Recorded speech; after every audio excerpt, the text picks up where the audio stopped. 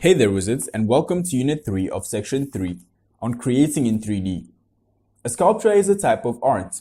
It must be three-dimensional, meaning it must have height, width, and depth like a cube. There are many kinds of sculptures from different parts of the world, like China and India, or from many times of different time periods, like the Renaissance and modern times. Making a 3D model with clay. Clay is the most important single material used in ceramics. Pottery is first developed alongside riverbanks where the action of the stream exposed clay beds. Although we will be using clay to make pieces of artwork, clay is also used industrially. Here's some tools that you'll need as shown in the picture. Some water, clay needle tool, a roller, wooden ribs, and a sponge. Let's look at some clay methods. There are three methods to creating basic constructions: pinch, coil, and slab. To make a pinch pot, make a small ball of clay the size of a tennis ball or less and stick your thumb in the center, making a hole.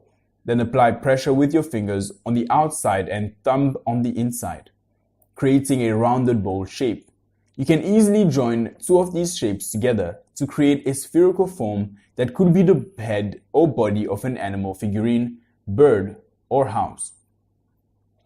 Creating a coil pot or coil structure is repetitive, slow, and tedious, but the results can be extremely pleasing and original. To make one, create a coil by carefully rolling a lump of clay with all 8 fingers so that it is nice and even thickness. Coil it upon itself to create the bottom of the pot.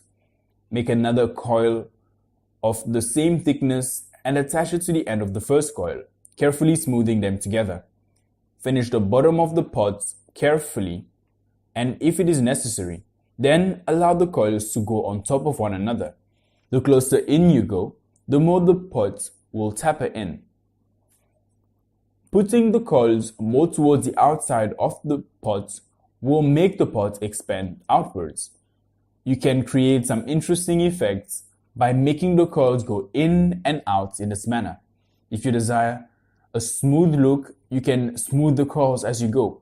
You could choose to smooth just the inside and leave the coil appearance on the outside. The slab method allows for the most variation of creations. One can make just about anything out of a slab. A slab is made by rolling the clay with the rolling pin to an even thickness. It works best to have guides of the same thickness that the clay is to be. Rolling pins roll over the guides with the clay in between and keeps all the clay the same thickness, preventing you from pushing too hard with the rolling pin. If the clay is sticking to the rolling pin, it is too moist. Work it into a piece of canvas to get some of the moisture out.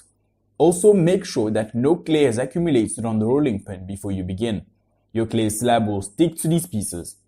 When constructing slabs, it is best to have them slightly dry because moist slabs will not hold up and will wobble and droop.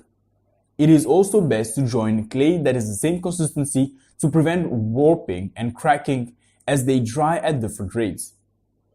When joining slabs, it is advisable to score the surfaces of the pieces to be joined. This means that some scratches in them to be roughen them up, making the surfaces stick together more readily.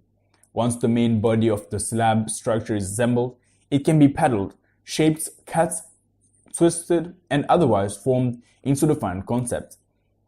Other appendages, handles, spouts, decorative clay forms, wards and of clay, coils, decorations, and texture can be added if desired.